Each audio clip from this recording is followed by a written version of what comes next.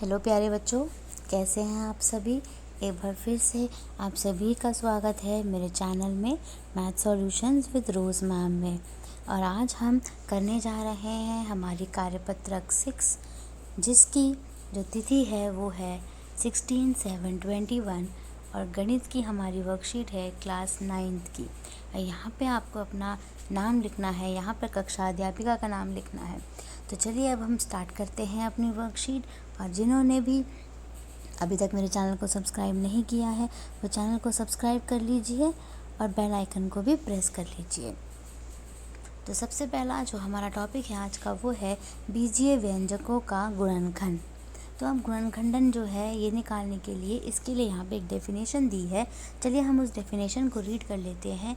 किसी बीजीय व्यंजक को जब हम उसके गुणनखंडों के गुणनफल के रूप में लिखते हैं तो वह प्रक्रिया गुणनखंडन कहलाती है।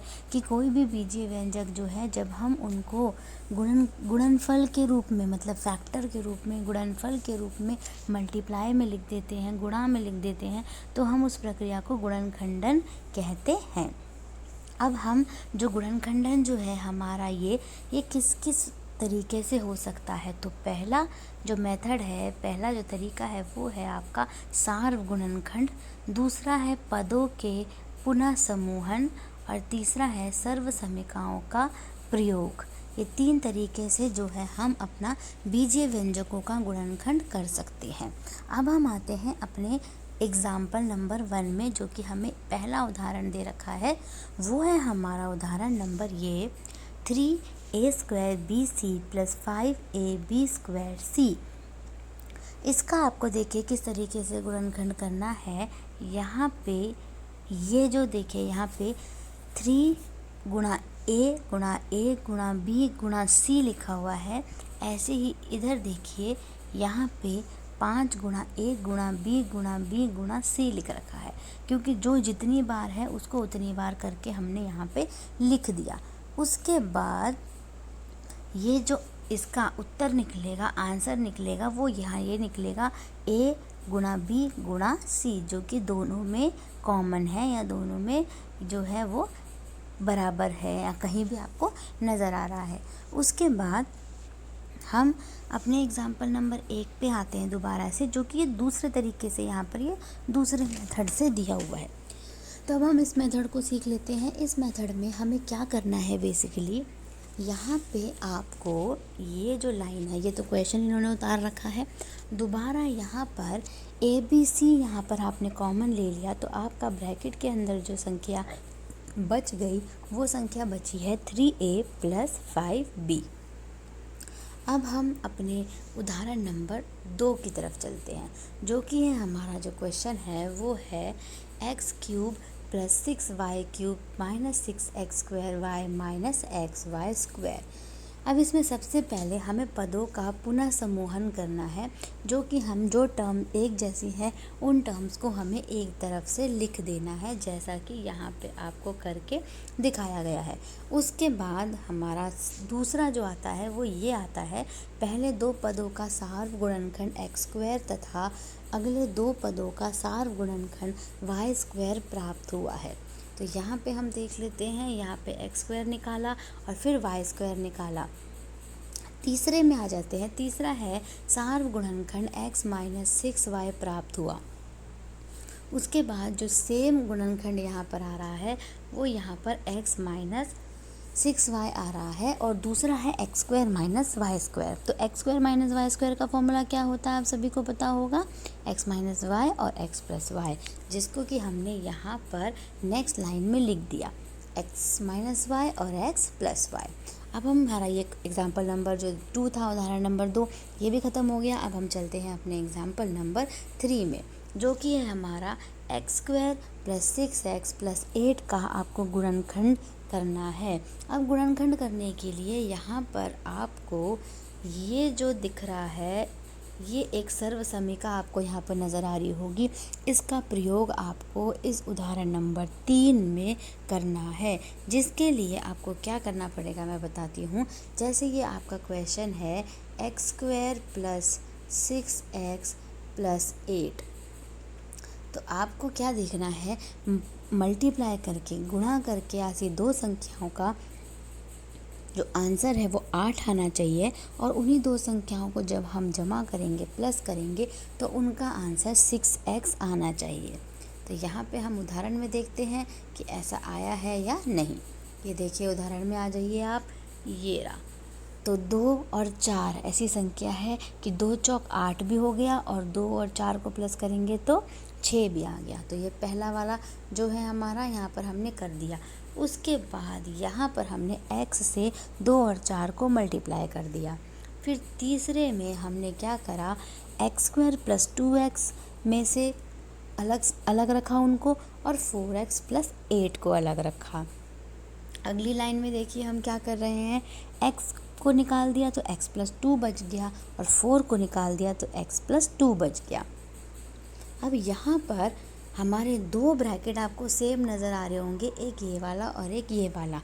तो हम इसको यहाँ पे इस तरीके से अलग अलग लिख देंगे। तो आपका जो गुणनखंडन आपके सामने आया वो है x + 2 एक ब्रैकेट में, और अनदर ब्रैकेट में, दूसरे ब्रैकेट में x + 4 जो है इसका फाइनल आंसर हो गया। अब हम चलते हैं हमारे उदाहरण नंबर 4 में। तो जो हमारा उदाहरण नंबर 4 है, इसका हमारा क्वेश्चन है ये x² + 4x + 3 6x + 18। इसको हमें सरल करना है। सरल करने के लिए हम सीख लेते हैं यहाँ पे किस तरीके से हम इसको सरल करते हैं। तो सरल करने के लिए जो आपके पास पहला जो नंबर है, ये ऊपर वाला नंबर, ये है आपके पास x² + 4x + 3। मतलब कोई भी दो संख्या को गुणा करके 3 आना चाहिए, और उन दोनों संख्याओं को जब हम जोड़ेंगे तो 4 आना चाहिए। तो ऐसी जो संख्या है वो है 2 और 1, क्योंकि 2 एकम 2 होता है, 3 एकम 3, सॉरी 3 लेंगे, 3 एकम 3 होता है, और 3 और 1 को प्लस करेंगे तो 4 बन जाता है। ठीक है, तो अब हम यहाँ पर अपने एग्जाम्पल में देख लेते हैं। यहाँ पे हमने लिख करके देखा था, अब हम एग्जाम्पल पे चलते हैं। ये देखिए यहाँ पे इस स्टेप में देखिए 3 + 1 कर दिया, उसके बाद x से 3 और 1 को गुणा कर दिया, उसके बाद यहाँ पर पहले x में से कॉमन ले लिया x + 3, और 1 में से कॉमन ले लिया x + 3। उसके बाद यहाँ पर x + 3 और x + 1 ऊपर बच गया, बटे में 6x + 3 आ गया। अब देखेंगे तो आप x + 3 और x + 3 सेम है ना, तो x + 3 और x + 3 जो है वो कट जाएगा। यहाँ पे हम काट देते हैं इसको, ये कट गया इधर, और ये इससे कट गया, तो बचा क्या, x + 1 बटे में 6। तो ये जो है आपका फाइनल आंसर है उदाहरण नंबर 4 का। तो यहाँ पे हमारी जो ये कार्यपत्रक है, इसके जो ये एग्जाम्पल्स थे यहाँ पर हमारे ख़त्म होते हैं। अब हम चलते हैं हमारे अभ्यास कार्य में। तो अभ्यास कार्य में जाने के से पहले हम यहाँ पे जो ये मैसेज दिया हुआ है आपको आज कार्यपत्रक 5-6 का, ये है 2 गज अथवा 6 फीट की शारीरिक दूरी का पालन करें कि हमें कोविड-19 से बचने के लिए, कोविड-19 से बचने के लिए हमें 2 गज की या फिर 6 फीट की दूरी आपस में एक दूसरे से रखनी है और अपना ख्याल रखना है। तो यहाँ पे अब हम अभ्यास कार्य की तरफ चलते हैं। तो अभ्यास कार्य जो है आपका, उसका आपका जो है क्वेश्चन नंबर 1 है, और यहाँ पे क्वेश्चन नंबर 2 है। क्वेश्चन नंबर 1 में हमें बीजीय व्यंजकों का गुणनखंड करना है, और क्वेश्चन नंबर 2 में हमें सरल करना है। तो चलिए अब हम अपना अभ्यास कार्य शुरू करते हैं। चलिए हम स्टार्ट करते हैं अपना क्वेश्चन नंबर 1, जो कि है हमारा फैक्टराइजेशन का, और अगर हम हिंदी में उसको बोलें तो वो है बीजीय व्यंजकों का गुणनखंड कीजिए, जिसका फर्स्ट क्वेश्चन है 8xy³ - 6x² अब इसमें हमें क्या करना है, इनके फैक्टराइजेशन से निकालने हैं, या फिर हमें इनका गुणनखंड करना है। तो हम 2 तरीके से करते हैं। पहला एक तरीका हम ये सीखते हैं, जैसे ये 8 है, इस 8 को हम 2 4 8 लिख सकते हैं। ये x सिंगल है, इसको एक बार लिख दीजिए। y कितने टाइम्स है, 3 टाइम्स है, तो इसको इस तरीके से 3y शो कर दीजिए ऐसे, ठीक है। फिर माइनस का तो माइनस ही आ गया। 6 जो है, 6 आपका हो गया, एक 3 हो गया और एक 2, 3 2 6। ये x कितनी बार है, 2 बार, तो इसको 2 बार लिख दीजिए। ये y कितनी बार है, 2 बार, तो इसको 2 बार लिख दीजिए। अब हमें इसके फैक्टर निकालने हैं, गुणनखंड करना है, कॉमन निकालना है। ये देखिए 2 यहाँ पे इसके साथ है, एक x इधर हमें मिल जाएगा यहाँ पर, ठीक है। y कितने हैं, 1 2 1 2, ठीक है। तो दोनों y इसके हमें यहाँ पर मिल सकते हैं आराम से, ठीक है। तो अभी हम जो बाहर निकाल रहे हैं वो हम किस तरीके से बाहर निकालेंगे, 2x और y स्क्वायर हम बाहर निकाल रहे हैं। यहाँ पर क्या बच गया, ये 4 बचा और ये y बचा, तो 4y लिख देंगे। और यहाँ पर क्या बचा, ये 3 और ये x, तो 3x हो गया। तो एक इसका मेथड जो था, एक तरीका तो ये था। और इसी क्वेश्चन को इसका दूसरे तरीके से करते हैं, वो देखिए ये कैसा तरीका है इसका। ये 8 और 6 किसके टेबल में आता है, 2 के टेबल में। तो 2 को बाहर निकाल लीजिए, एक x को निकाल लीजिए और y 2 को निकाल लीजिए। ये यहाँ पे एक 2 4 सा 8 होता है तो 4y बच जाएगा, और 2 3 सा 6 होता है तो 3, और यहाँ पे y तो निकल चुका है, x बच जाएगा। तो देखिए हो गया ना यहाँ पे सिंपल। ये यहाँ पे ये थोड़ा सा 2 स्टेप में हुआ है, यहाँ पे ये 1 ही स्टेप में हो गया। इसके बाद हम चलते हैं अपने क्वेश्चन नंबर 2 में। यही है जिसमें हमें गुणनखंड करना है, फैक्टर निकालने हैं। इसका क्वेश्चन है आपका 2ab square plus a square minus 2a² minus b square.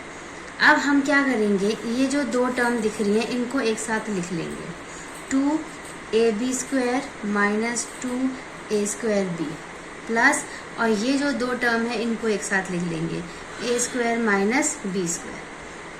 अब जो a square minus b square होता है वो तो आपका फॉर्मूला होता है एक बार a माइनस में और एक बार प्लस में।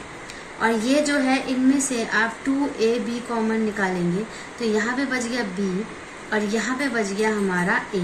उसके बाद जैसे यहाँ पे ये a माइनस b है एक, और यहाँ पे भी ये a माइनस b, अगर हम इसको कराएं तो ये माइनस जो है इसको हमें बाहर निकालना पड़ेगा, जिसकी वजह से ये ऐसे बन जाएगा a minus b plus a minus b और a प्लस b हो गया।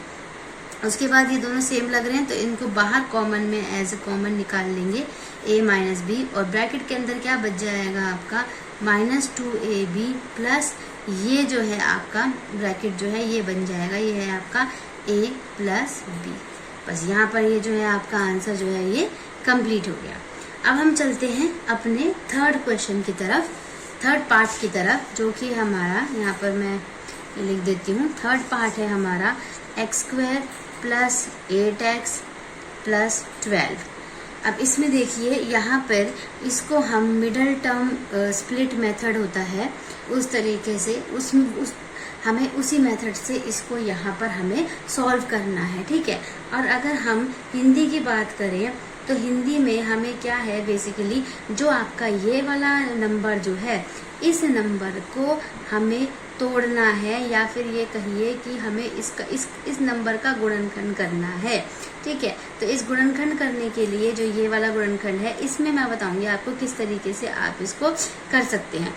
तो मल्टीप्लाई करके आप कोई भी ऐसे 2 नंबर देखिए जिसमें मल्टीप्लाई करके आपके पास 12 आए और प्लस या माइनस करके आपके पास 8 आए। तो अगर हम 2 × 6 2 छिक, अगर हम 2 छिक लें तो 2 छिक क्या हो जाएगी आपकी 12 हो जाएगी, और अगर हम 2 + 6 को प्लस करें तो यहाँ पे क्या आ जाएगा आपका 8 आ जाएगा। तो इसके मतलब जैसा भी हमने वीडियो में इससे पहले देखा, तो इसका मतलब ये हमारा जो है ये बिल्कुल 2 और 6 जो है वो नंबर हमारा सही बैठ रहा है। तो इसकी जगह हम 2x लिख देंगे और 6x लिख देंगे, और प्लस यहाँ पर 12 एज इट इज़ आ जाएगा। मैंने इस मेथड के ऊपर एक वीडियो भी बना रखी है, तो आप उस वीडियो को ज़रूर देखना, ठीक है। उसके बाद यहाँ पर x निकाला है तो यहाँ पर बच गया x + 2 बच गया, और यहाँ पर आप 6 निकालेंगे क्योंकि 6 के टेबल में 12 आता है, x + 2 हो गया। अब ये नंबर यहाँ पर सेम हो गए तो ये बच गया आपका x + 2, और एक ब्रैकेट इसका बन जाएगा जो कि है आपका x + 6। तो यहाँ पे ये इस तरीके से इसका फैक्टर हो गया, या फिर हिंदी में कहिए हमने इसका गुणनखंड निकाल दिया। अब हम करते हैं इसका फोर्थ पार्ट जो है वो भी सेम इसी मेथड से करना है, गुणनखंड विधि से करना है या फिर फैक्टराइजेशन मेथड से करना है।